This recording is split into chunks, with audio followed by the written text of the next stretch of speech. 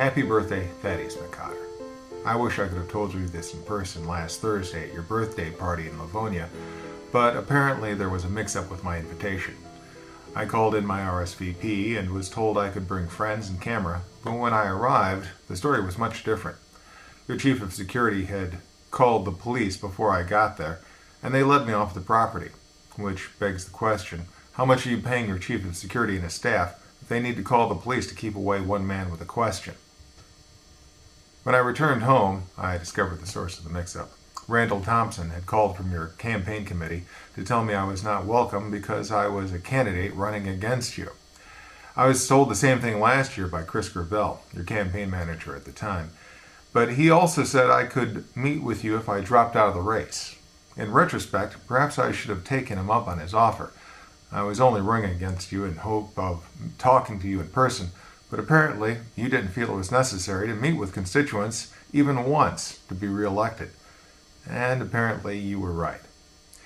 More to the point, someone should tell Mr. Thompson that I am no longer a candidate in the eyes of the FEC, and I would like to be treated like any other constituent.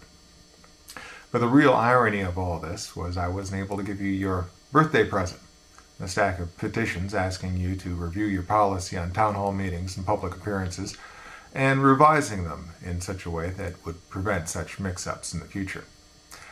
This follows my effort to set up a town hall meeting to discuss healthcare reform, which I thought was forthcoming since you had a chart you were so eager to show everyone.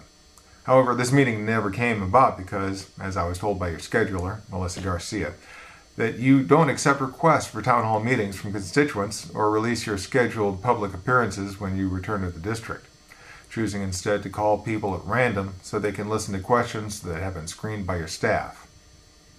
I was told I could take part in this, but I was never notified. Instead, you called friends of mine who don't live in the district and described how healthcare reform would negatively affect their Medicare benefits. This seems to fly in the face of a statement you made on the House floor. We do not represent Washington to our districts. We represent our districts to Washington. So please accept the enclosed signatures, and please note that they come from the northern and western precincts of your district, where you appear to think all of your constituents live. There are only 100 or so, but understand that every day that you refuse to meet with us, I'll be on front porches and in parking lots informing voters that you don't want to hear what we have to say. Sincerely, Eric Shelley. Brentford.